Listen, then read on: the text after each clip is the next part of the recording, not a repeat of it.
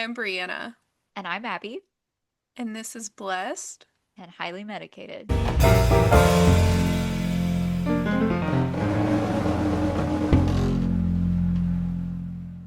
Thank you for being here today, guys.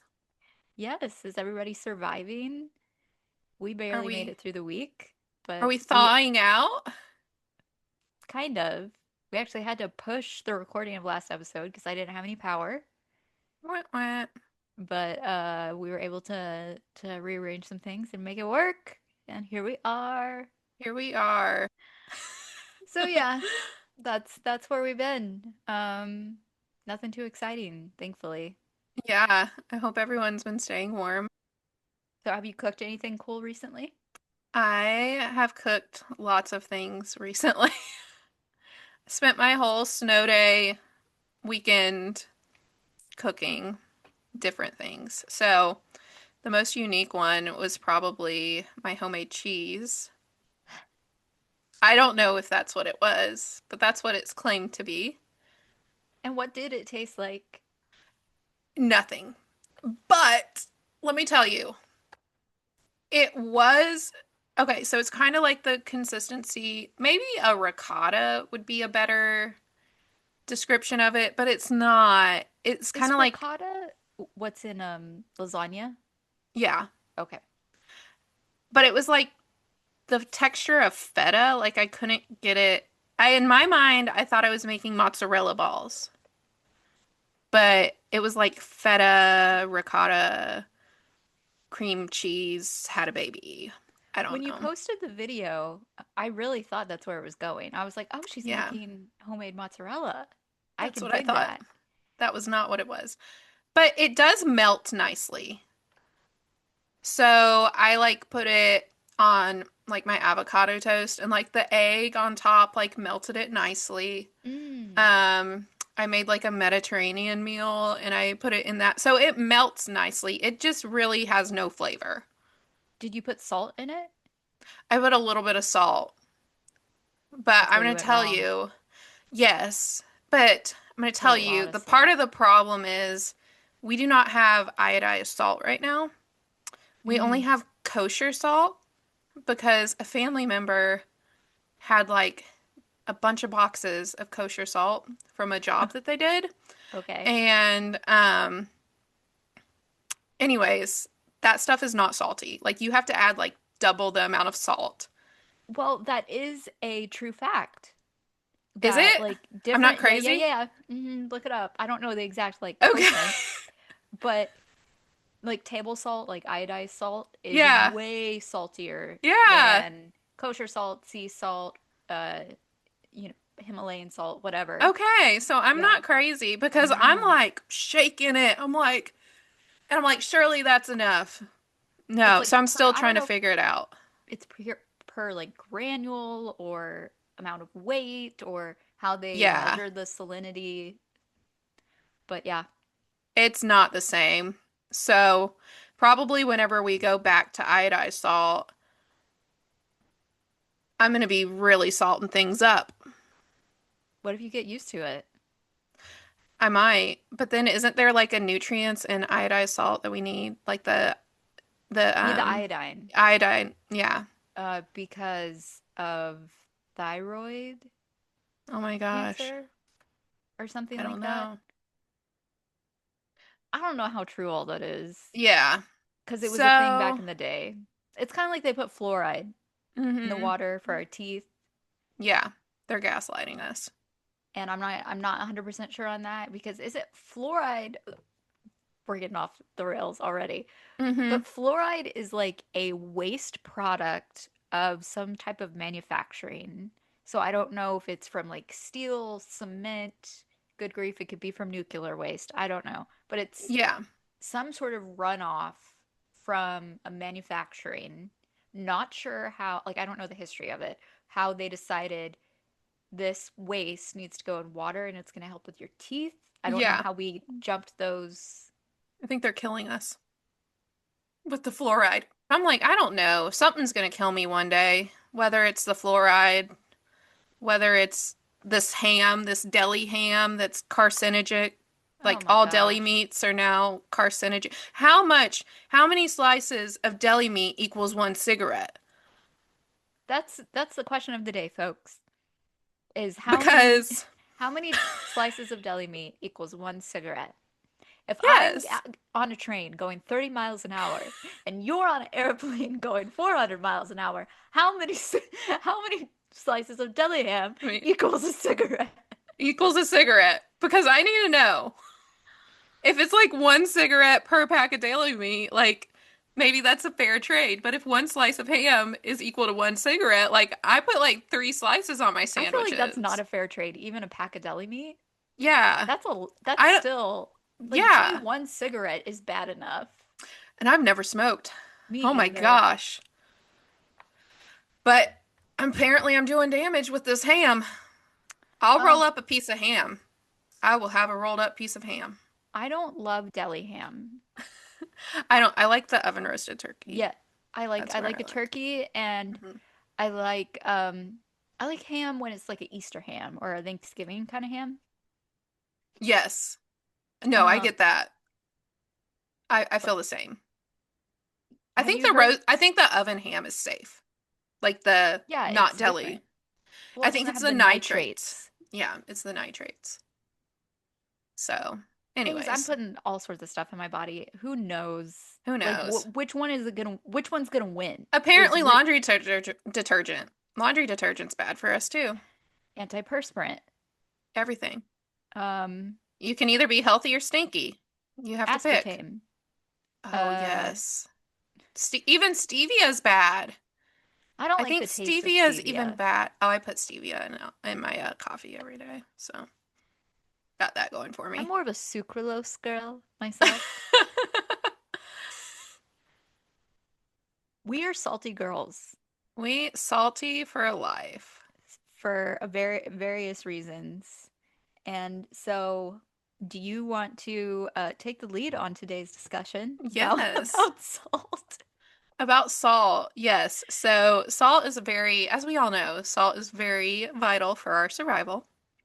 But for people with something called postural orthostatic tachycardia syndrome, POTS, salt is even more important because our body or people with POTS have a hard time of pumping their blood and having enough uh, fluid in their body.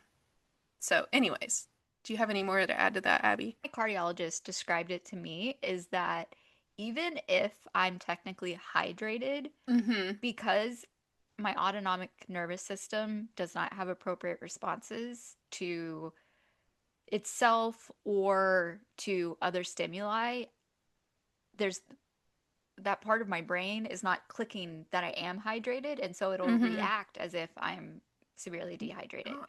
So when you add salt or if you add more volume of hydration, it can kind of click your brain into hydrated mode Mm-hmm. and it makes your brain go, "Oh, I'm fine. I don't need to be in distress. I don't need to react as if I've been in a desert for a week and, have no water." So we're talking this week about pots. Um, and we don't have any pans, just pots. No. Um, no pans. And like Abby was saying, it's a disorder of the autonomic nervous system. And symptoms can occur at various times, out of the blue. Whenever you think you're doing just fine, symptoms can flare up. Changing positions, resting on the couch, standing up, um, at the grocery store, anywhere. And so, What are these symptoms? Have you seen like the description, like the picture of it, and it's like an iceberg, and these are like the Yeah. basic pot symptoms, and then under the water, there's like all of these other things Yeah. that contribute to it. Okay, so the tip of the iceberg symptoms, the ones that are most common for POTS, is rapid heart rate, dizziness, and fatigue. Those are kind of like the staple. Mostly everyone who has POTS experiences those symptoms, I would say. The more under the surface symptoms, under the surface of the water, would be dumps, exercise intolerance, exhaustion, frequent yawning, urinary frequency, intolerance for standing, heart palpitations, temperature dysregulations. Those are kind of more systemic symptoms. Then you can have neurological symptoms that are so fun.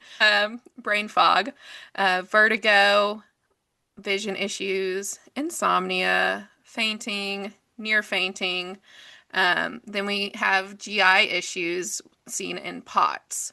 So digestion problems, nausea, vomiting, fatigue after eating, and then just generalized systemic pain, chest pain, headache, joint pain, coat hanger pain, which is usually in the neck and shoulders. Back looks like a coat hanger. So those are kind of the more common staple symptoms of POTS but as we know, lots of people have other symptoms as well that feed into other issues and disorders. And like I feel like there's not enough research, so I think we're still learning more and more every day. Right. This is relatively a new disorder, I believe. People have probably had it since people existed. My guess is that people from a long time ago, even like the Victorian period, we'll just give it as an example. Like women would be described as getting the vapors and Oh, they'd yeah. faint, or Yeah. oh, she's weak, or Yeah. she's weak in spirit or whatever. Yeah. And She's th- sickly. she's sickly. There's probably some truth to that, to Yeah. these people, because people be crazy.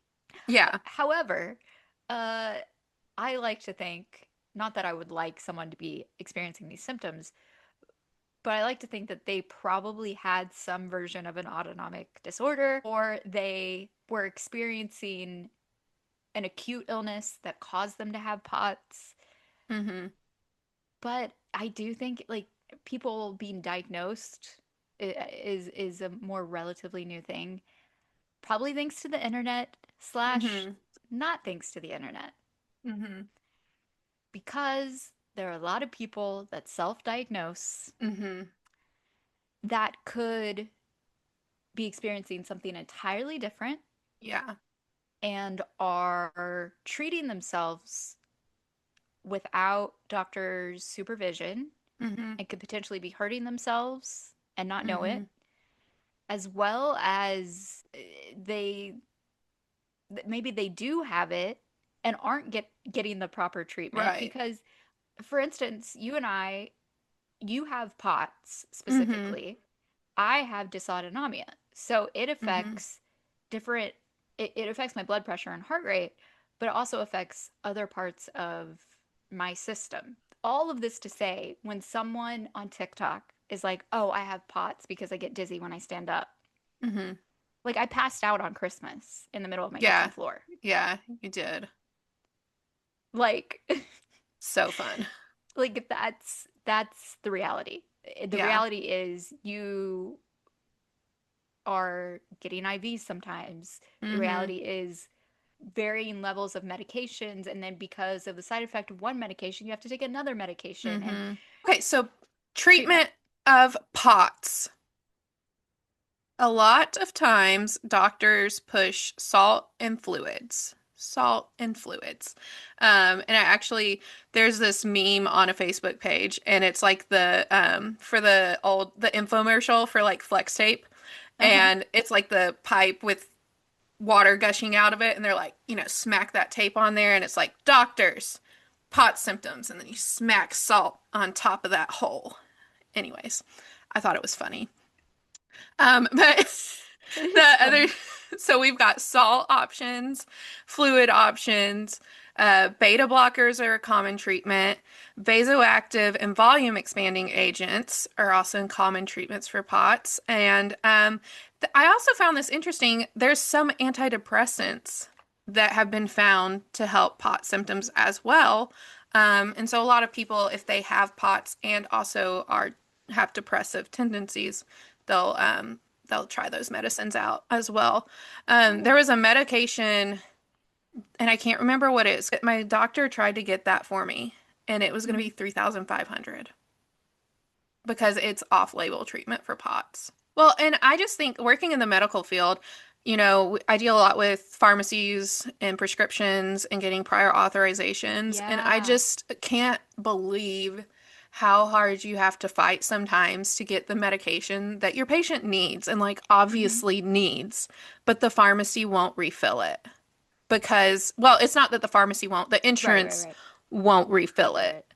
Yeah, because it doesn't meet whatever criteria. And it's like, no, this person needs this. So, treatments outside of pharmacological Okay. are treating the side effects. So, sometimes people will take stimulants to combat brain fog if it's really severe. If they have the mast cell activation syndrome, MCAS, then they'll take antihistamines. But what's interesting is since the rise of or since COVID-19, Hmm. there's been a five-fold increase in POTS diagnoses since Really? COVID-19. So I have a couple thoughts on this. One, obviously, it's been proven that COVID and other uh, infections can trigger the initiation of POTS. Right. Some people have it really bad and then they are able to recover from it.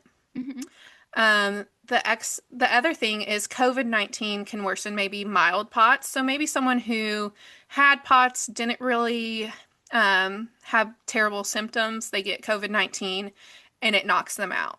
Yeah. And then the POTS really presents itself. So are we having more diagnoses of POTS now because it's talked about more? Or are really more people getting POTS?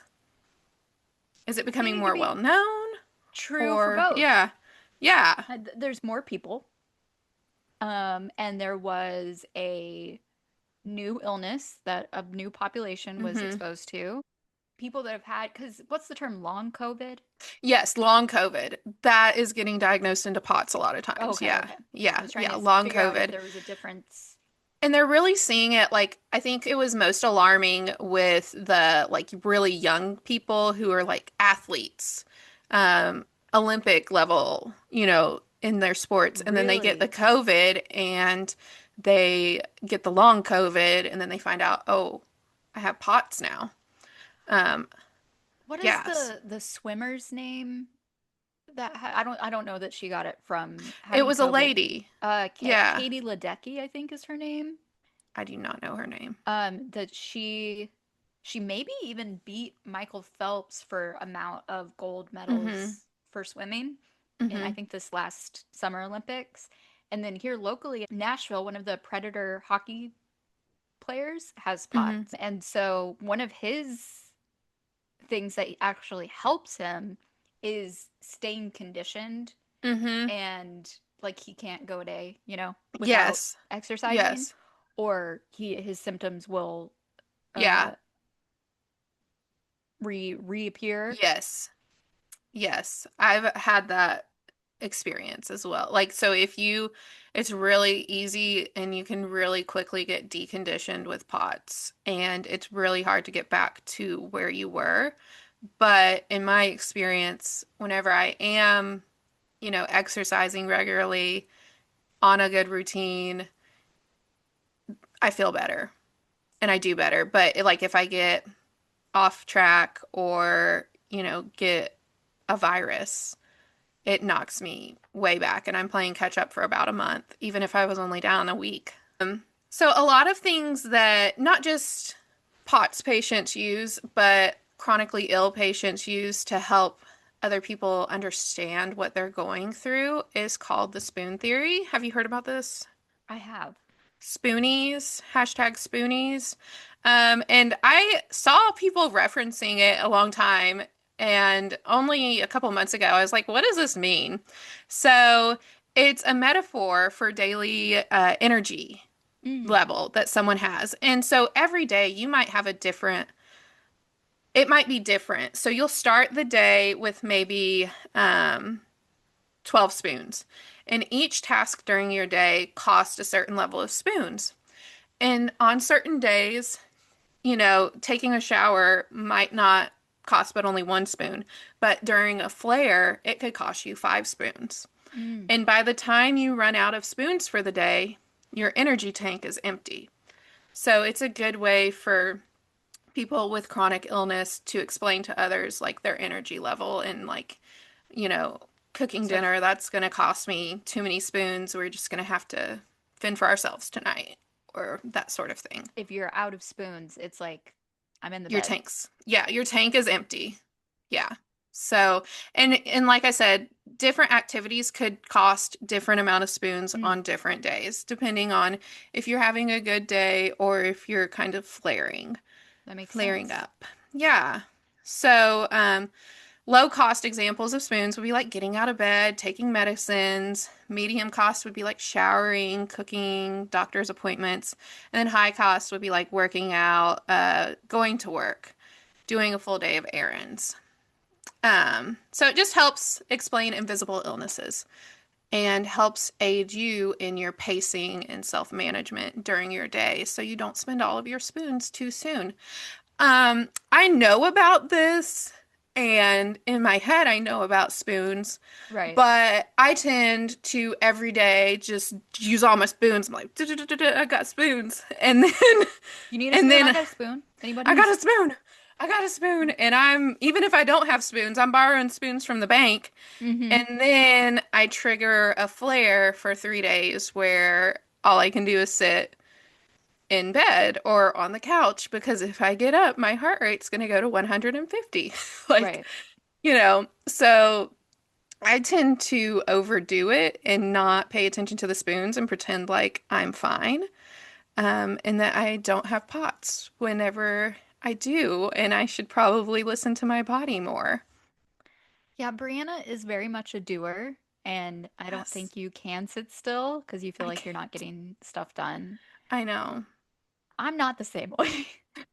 I'm In like, in a flare though, in a flare, I don't have the urge to do anything. So I think that that is a good thing because it's like God is like forcing me, like, mm-hmm. Brianna, you have to sit down and chill out now. Otherwise, I'm not going to do it. I think the spoon thing is like very interesting, but sometimes you wake up and there's no spoons. Yeah, your And you're spoons are all like, gone. You forgot to run the dishwasher. yeah, I don't know if I can today. Thankfully, my particular like career income source, whatever you want to call it, Mm-hmm. like 99% of it, I'm just communicating with people online and writing and stuff. So I don't have to present. Mm-hmm. And oftentimes, even doing this, to be honest, like I'm like, okay, I'm gonna rally, I'm gonna be good, but I Mm-hmm. may crash afterwards. So like if I Yeah. have a meeting that is important for, a project I'm in the middle of, I'm like, okay, Jesus, like you and me, we're gonna go and it's gonna be Mm-hmm. good. But I may get in that car and I'm like, I can't breathe, my heart rate's up, whatever. And it's not because of anxiety about the meeting or whatever. Mm-hmm. It's literally like the effort, because I think, and you probably understand this too, the mental effort Mm-hmm. of pretending you feel good Mm-hmm. Yeah. also expends energy. Yes. Yes. Yes. Yeah. It does. And some days are better than others. Yeah. Yeah. Yeah. It's hard. I think something that I struggle with a lot at work is I have to stand up a lot Mm-hmm. and that can really take a toll on me. And then the lights. The lights Yes. kill me. Like they zap me. And so like my coworkers kind of made fun of me. I put up this tan light cover for, like those long Yeah. light things, and I have that up. And then sometimes I turn my light off all the way, and I have a warm lamp that I face, like I turn it on and I point it at the wall away from me just for like ambient light. And yeah, and I'm like, one time I even had to wear sunglasses, and I'm like, people are gonna think I'm like hungover, and I'm not. Like, I just You're can't just do the cold. lights. I can't do the lights. But obviously, when a patient comes, I'm not in there Yeah, with my yeah, yeah. sunglasses on. Just in my office. Just Yeah, in my if office. I can help it, there's never a big light on in my house. Yes, I don't like them. They drain me. They drain me too, and I it's overstimulating. Yes, it gives me a headache. It hurts. I'm very much a sunglasses girl in general Hmm. though. Like driving, like it is hard. Like if I'm squint now. I have light eyes, so that's Hmm. probably part of it. But I can like I can't drive without sunglasses. Right. Like it makes me feel like I'm squinting and I can't see the road, Yeah. which is not good for anybody. Thank thank God for sunglasses. Yes. So I'm going to get into my story of POTS a little bit. The onset, I believe I started having symptoms at around age 13, kind of that Hmm. puberty range. And I remember the first time I had issues. I told my mom about it or whatever. I can't even remember. It's been so long ago, but I know that I did an EKG and they said everything's fine, drink Powerade. The end. No more. And so I'm just like, okay, I'm having activity intolerance. I couldn't like, but it wouldn't be consistent. Some days I'm fine. Other Hmm. days I can't ride my bike. That sort of thing. So it What wasn't was any the physical like symptoms you were feeling at 13? just I think I can't remember. It's been so long ago, but like a lot of times the main ones that I really remember is it's always worse in the morning. So getting short of breath, getting dizzy, getting lightheaded, that sort of thing in the mornings. And I know I experienced that a lot, and it's worse. It was worse in the early mornings. And so the way that I combated that was always salty food. Like I just inherently did it. So like for the breakfast, almost every morning I had a can of soup. Yeah. That's I did personally not that's eat really cereal. smart. Yes, but I knew that that's what I needed, but I didn't know that that was weird. You know what I mean? Like Yeah. my friends aren't eating cans of soup for breakfast, and at school I would bring cans of soup because I felt better with the salt. That's incredible. Like the chicken broth and everything. Yeah. What did your mom Um, say about that? she was fine. Yeah, the girl wants soup, give her soup. So, anyways, I didn't think that there was anything wrong because, the doctor said whatever, basically. And so I really didn't mention it anymore, but I really found that I had activity intolerance. So, playing softball, hiking, um, I was on the rowing team for a short time in high school. I mean, not in high school, in college. And that really knocked it out of me rowing because Cannot you're like imagine going doing that. back and then forward and like I remember telling the coach I'm like I just don't feel good. I just don't and they're like, "Oh, it's fine. Just push through or whatever." And so I had to quit after a semester, but I got a bronze. I got a bronze I'm at impressed. the Baylor regatta. I can't remember what I think it was called something different, but it was at Baylor and I got a bronze on a four-person boat. And yeah, I'm pretty proud of myself for that. But You I should quit. be. That was the only regatta I went to. But anyways, I just felt like, oh my gosh, there's something wrong with me. I had a hard time with like Pilates, anything where I used to do yoga. Anything where my head was lower and then like you're doing frequent posture changes. Hmm. So yeah, I used to do yoga back in the day before the Lord enlightened me on that. But Nice choice of words.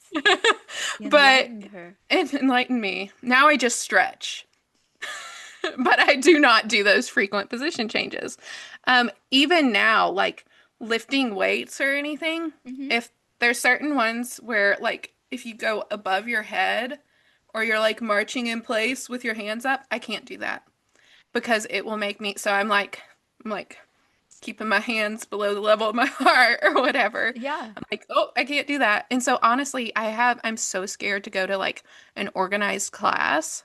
So I've just Mm. built this home gym because I just felt like such a weak girl like doing CrossFit and stuff. And I'm like, You're not weak literally though. dying. No, but I felt that way, and I just don't want to have to explain to people in the middle of the gym why I'm having an I feel issue. that on a spiritual So, level. I hate explaining myself to yes. people. I don't want to explain why I'm. Don't look at me. I will be fine. Intolerance in the showers, like the hot Yeah. water. Like you'll just be taking a shower and then all of a sudden you get these spots in your eyes and you're Mm-hmm. like, "Oh, I gotta sit down, make it cold." Mm-hmm. Um, Anyways, so I experienced that in college. I had trouble in the mornings, especially early mornings for clinicals, nausea, vomiting, intolerance with standing, palpitations, seeing stars, getting the pounding. Um, People constantly asking me in clinicals because I'm feeling so sick, "Oh, are you pregnant? It must be morning sickness." And I'm like, "I'm not even married. Like, what are you talking about? What are you Kind of talking inappropriate about?" though for My someone to ask boyfriend's you in that. the military anyways. So, yeah, like thinking, "Oh, she just has morning sick," like, like the comments. I'm like, Gross. "No, like literally, I cannot do this right now." Yeah. Um, and then once I got pregnant, I remember driving to early shifts at work and I'm literally throwing up in a cup as I'm driving to work. Mm-mm. And then at work we had because in dialysis people's blood pressures bottom out. Right. So we had like chicken soup packets for patients and like That's chicken perfect. broth. And so like I would throw one of those back at 5 in the morning as soon as I got to work. And then, but I can remember doing the catheter care and standing over patients. And I'm like, trying not to pass out because it got so much worse when I was pregnant. After having my son, my symptoms didn't go away.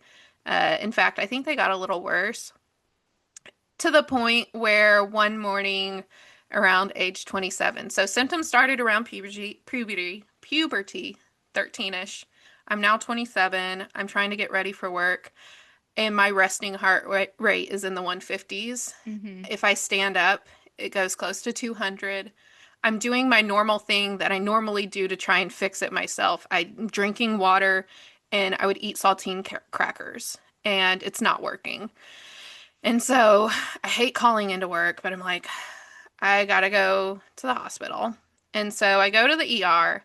I literally get no answers.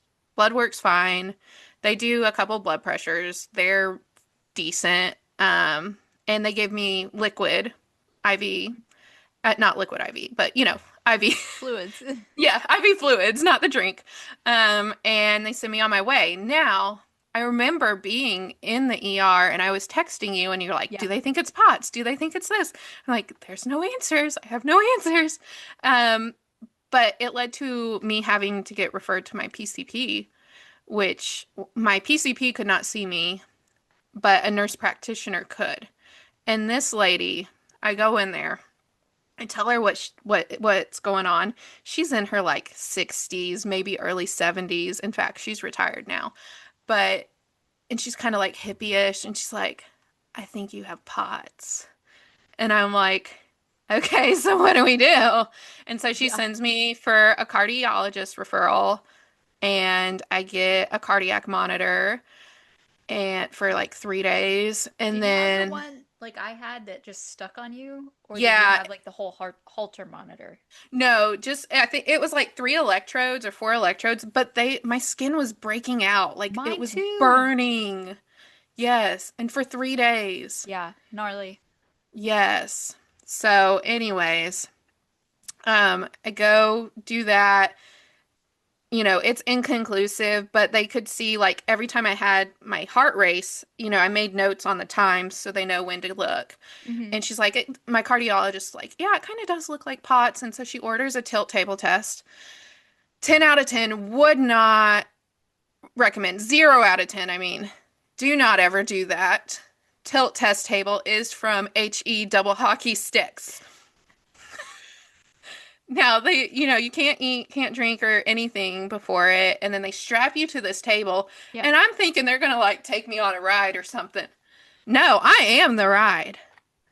my own mind is the right. So they lift you up and you're strapped on and you just standing there waiting to see what happens. And I I blacked out, but I never lost consciousness. Hmm. So I can hear ringing, and the whole time I'm verbally telling them what I'm experiencing, what I'm seeing, colors, stars, then nothing, but I still hear things. I can't feel my feet, can't feel my hands, stuff like that. And so I never lost consciousness. I have never lost consciousness with POTS. I can always feel it before it happens, and I drop Hmm. down to the floor before it happens. That's a number one tip is try to get to a chair or the floor so you're already on Stop, the drop, and roll. ground instead of falling because you can hurt Yes. yourself. Yes. So thankfully, I know there's a lot of people out there that have it way worse than I do. Hmm. And I'm so glad that I don't have it that bad. Because I really do feel bad for the people that do lose Yeah. consciousness daily.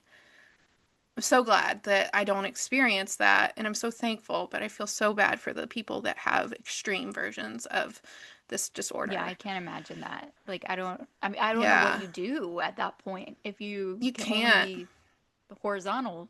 Yes. You're in a wheel. I know there's a lot of people that are wheelchair bound. Hmm. So the way I treat my POTS is I'm on a beta blocker. Um, Abby turned me on to liquid IV and Vitacium, Yep. and I love those. And I just use them as an excuse to put salt on everything. Sprinkle salt on this, I mean, not sprinkle that of salt on anybody that. needs an excuse, I put but salt in my coffee. do it. It cuts the bitterness. That's what they say. So, Well, whoever they are, they're probably right. yeah. So, anyways, that's my story. Do you feel like when you're feeling your best, do you now have a better baseline than before got a Oh, diagnosis and got your oh yeah. treatment and everything? Yeah, yeah, because I'm not constantly trying to self-treat and everything. So I'm very well managed with my medications. The most I get on an everyday basis from my POTS is if I stand up too fast, I'll get the dizziness, Yeah. and the lightheadedness, but it goes away quickly. If I'm pushing myself or if I get a virus or, if I've just gone on level 10 for 5 days in a row and I have Hmm. not taken a break, I will knock myself into a flare. And it is really, I'm down for like 3 days with a flare. Like, I still go to work, but Yeah. it It's a lot takes of all of me. conscious Yes. effort. I think that's Yes. another thing that people don't realize. And, like I have these comorbidities stemming from my Mm-hmm. EDS, but the way my provider has kind of explained it is similar to the spoon theory of, and I think this goes for most people that have POTS too, is like even at your best baseline, it is taking so much more effort just to stay upright, Yeah. to function and do the normal human being things. Mm-hmm. So, of course, you're more tired. Mm-hmm. Of course, you can get overstimulated. Of course, you're in Yes. pain. Of course, these things that happen because you're just being a person, where Mm-hmm. people who have a typical body and a typical nervous system Yes. do these things and don't even feel Yes. the effects of it. Yeah. And that's one thing. Do you get the coat hanger pain? Yeah, I I get, have, because of my scoliosis, I have sort of like a hump almost mm-hmm. right there. And then a big part of my curve is higher up in my spine, so Mm-hmm. my scapulas are all Yeah. forked out. So I feel a lot of pain. Imagine my back like Mm-hmm. this Mm-hmm. more than my shoulders. Yes, I get it. My neck and like the t very tops of my shoulders, not down here. And Mm. then my calf muscles will ache and ache and ache just randomly. And the only way to get it to stop is to either like sit on it and take a Tylenol Yeah. or yeah, or it's a dull pain for several days and then it goes away. One of the other like weird things that POTS does is called blood pooling, Oh yeah. and I get that pretty bad in my legs. Thankfully, I don't really get Mm-hmm. swelling Mm-hmm. in that sense, but like my legs will be just like blotchy. I don't, that's all I know how Ooh. to explain it, Yes. is like it'll be like white and red Mm-hmm. blotches down my legs. And then I have pretty bad arthritis in my knees, so I'm Mm-hmm. always trying to go, is this the blood pooling or is this the arthritis? Because the arthritis will cause swelling in my knees. Yeah, that's what I'm wondering. Like, do they feed each other a little bit? I think they do. Yeah. My hands will do, like if I'm walking My too hands long. do it when I'm walking. Yes. Yes. I can't wear my rings when I'm exercising or walking because they will swell up my fingers. Interesting. Yeah, Mm-hmm. gravity doesn't like us. Mm-mm. Constantly fighting it. In closing, for our POTS discussion, I just Hmm. want, don't be like me. Don't wait, uh, what was it? Like all those years 15 to, years. yeah, 15, 14 years to get diagnosed. If something isn't right, say something. Hmm. Advocate for yourself. Don't let the medical system gaslight you. Don't. And like, here's the deal. Whatever you say in the room with your provider is completely confidential. Hmm. So if you feel like you're going to embarrass yourself, that's the place to do it. That is No the one place. knows about it. And Yes. you would rather get a diagnosis or say, hey, it's all, I would rather know that something's all in my head than Right. feel sick. Right. I'd rather someone say, actually, you're schizophrenic Hmm. and here's a medication for that, Yeah. and you're going to feel better than feel the way I actually do. Yeah. So it's a safe place to talk to your provider, say, I've got these symptoms. I know a lot of people come in. This isn't Munchausen's. Like, please just help me fix it. Hmm. And your GP's role in your care plan should be kind of maintenance things, and then also to write referrals to Referrals. more specialists that can give you a better look at your body as a whole. I personally go to a functional medicine Mm. provider because that's like their whole gig is trying to look at you as a whole. Yeah. Also, be like Brianna in all the other ways, just not in the ways of ignoring your symptoms for 15 years. I'm fine. I'm doing fine. Everyone's like this. I'm just weak. Push through. Don't do that. No. Not safe, not healthy, Mm-mm. not good for your mental health either. Don't do that. But Do we we want do hope to that you stay blessed. and highly medicated?